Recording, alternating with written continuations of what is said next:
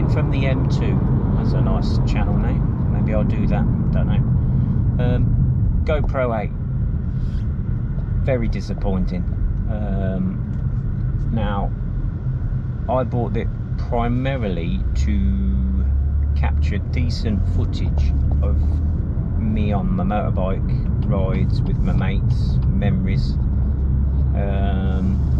I have a Session 5, GoPro Session 5, the little cube one, love that one. But I wanted something that could do 4K or slightly better image and stuff, and looked at loads of reviews about the 8, but obviously didn't look hard enough for people that actually had these and put them in wind conditions, because the GoPro 8 as standard, without any case on it because it's got its own inbuilt prongs, is rubbish in the wind, even with inbuilt noise suppression it's got on it. Now they know on the forums, I should have looked at the forums, but you don't think to look on there, or I never did until now, that it's a known issue and they can't get around it. They haven't updated the firmwares to combat it since the camera was launched. And so what I've done, I wear it as on a chesty, and when I first went out on it, I had a really good ride, really good roads, would have been great footage, except that got back, I thought, oh, it's going to have at least as good, if not better, sound quality than the Session 5, which is mounted off the handlebars, below the handlebars, direct in the wind, tripping over my words. Yeah, so the Session 5 is in the wind directly blowing on it, and you can clearly hear the engine noise of the motorbike, or the exhaust noise, fine, with a bit of wind noise, but you accept that because it's in the wind. Anyway, this is on a chesty. Now I ride a Street Triple R, so it's got a little bit of a fairing on it on the front bit, so, and I don't tend to feel any wind on my chest area. Feel it on the helmet and stuff, but oh my god, the wind noise was terrible, absolutely terrible. It's nothing I'd heard about before I bought it. So I looked on the forums and there didn't seem to be any workarounds. Like changed it, make sure you got it in the wind suppression mode, which I had, record it with audio as raw audio, which made no difference. So I ended up buying a £10 wind slayer, I think they call it, which is like the top of a microphone, but it's like you wrap the camera in it, and it makes it like about almost twice as big. It feels like, it doesn't, but it is. It feels like it. Makes it really hard to push the buttons on it, which is when you're riding a motorbike, to push the buttons is really difficult at the best of times anyway, with a gloved hand, because there's not really much tactile feedback. Anyway, that did the trick. The wind slayer did the trick, made it much better. But why I have to go out and spend even more money on something to fix a problem that there shouldn't be is beyond me.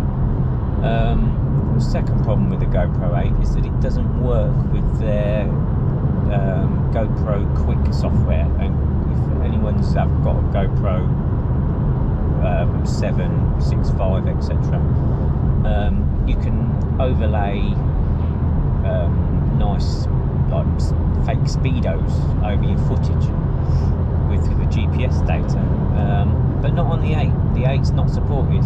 They use a different file format, and Quick has not been updated since the camera's release to incorporate anything like that.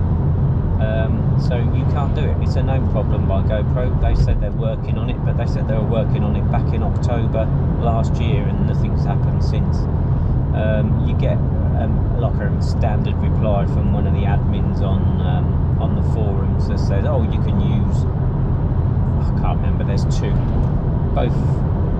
two different separate third-party programs that are just a bit of a ball ache to use, and unless you pay to unlock the full license, you end up with like a massive horrible watermark on all your videos, so pointless really. The other option is that someone on the forums is, I don't know if he's affiliated with GoPro, but he seems to get away with offering his software for £50, which extracts the GPS data from the 8 and converts it to something, the old file format, quick can open. That's 50 quid. And whilst I like the idea of using the feature that is advertised, I am paying 50 quid to have it. I mean, it'd get me into trouble more than anything, having all the speedos on it if I needed to. But it's another feature that you expect to be able to use on the GoPro8 and you can't. And something that I never read or listened to on any of the reviews about the GoPro8 that said, 1, the wind noise is shockingly bad, and 2, the GPS data is bad. Which brings me on to my final point of the day, is the controlling the cameras remotely, like via the app. Because when you're on a motorbike, I've got the Session 5 mounted, as I said, underneath the handlebars, and the 8 on a chesty. Now, I would have hoped in the GoPro app to be able to set them both recording at the same time. Oh, no, you can't do that. They don't have that option. Oh no, you can't do that. And that's if the bloody app stays connected to the cameras. That's the other thing, is that you can, before you ride, you get all your cameras set up, you check the app, make sure it's connected, set off for your ride. Obviously you don't want to record the whole journey, so you just want to activate the cameras when you get to a decent bit of road. And no, the cameras have lost connection. Or it says that in the app, it says camera found. Do you want to control your camera? So you want to control your camera, can't connect, won't connect. No reason why it won't connect, just won't connect. Keep trying, and then, you know, just give up. With the wind slayer on it, you can't bloody feel it. You can't really feel if you're pushing a button or not. So it's really difficult. I did buy a third-party app on the iPhone. I think it's available on Android as well, which offers offers to be able to control both cameras at the same time, and it did work. Before I set off, I made sure it worked, and it set up the same kind of connection as you do with the GoPro app, so you don't have to have the live preview on, which is a godsend for battery life. Because anything like the GoPro app is just, you have to have the live preview going to start and stop the camera, so that just burns through the battery of the camera and your phone. But this other app, it worked, but the same connection issues. It just, after the cameras had gone into their sleep mode, like their passive mode, waiting to be activated, just didn't work. Just, I think one of them had stayed connected, but the other one hadn't. So it's really disappointing. I've got the little square remote, GoPro remote, the Revo remote, I think it's called, which I don't believe you can connect to 2 cameras at once. So I was thinking about getting the smart remote, because the smart remote says the same, says you can control 2 cameras at once. Now, knowing what I know now about the 8, and not to trust any reviews on the internet and check the forums, it looks like they lose connection just as often as the apps do. And I can't be arsed with fiddling around with bollocks whilst I'm trying to ride a motorbike or anything. It's the worst thing you could be doing. You just want to be concentrating on the road ahead. And you can get remotes off eBay, like smart remotes that aren't officially GoPro ones, which are, from what I read, about as successful as the official GoPro smart remotes. So they might not work either. I'm not going to drop any more money on GoPro stuff nowadays. got enough. I'll just have to make do with hopefully keeping the 8 connected to the app, and then where the session 5 is mounted I can push the button with a gloved hand pretty easily.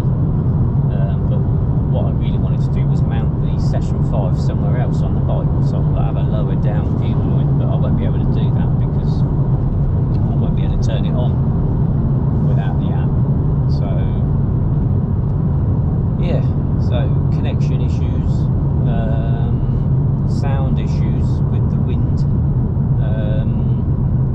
GPS issues. I mean, I'll put this out of the window, hold on, and you'll be able to hear the wind noise without wind suppression on. I've just got like a little that floaty thing I've got on at the moment, but I'll just hang it out the window and see what you think.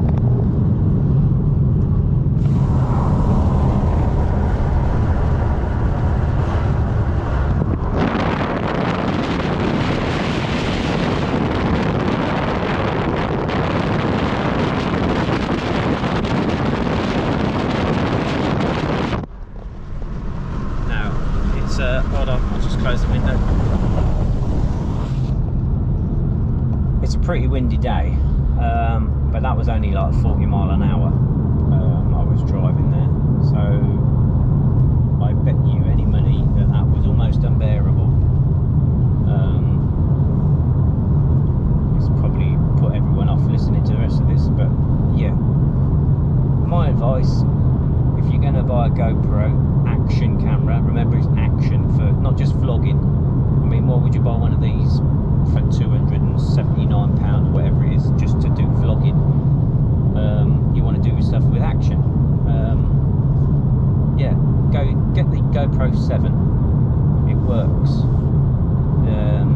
By the time you've put stuff on it, it's not that much, but it'll be much smaller, like with a frame to mount it onto a chesty, than having a windsock. So I wouldn't bother with that either. You wouldn't have to bother with that. You'd like just buy the bloody camera and a mount and you're done. Whereas this, I've already bought 2 other things and an app just to get it to be useful. Still, never mind. We got the best of the best, the flagship model. Anyway, don't even know if I'm going to post this. Just ranting about it because I'm so angry. This is the 3rd time I've done this vlog, and it's got worse every time. But the first time, the best time, I'd left the noise suppression on, the wind suppression on,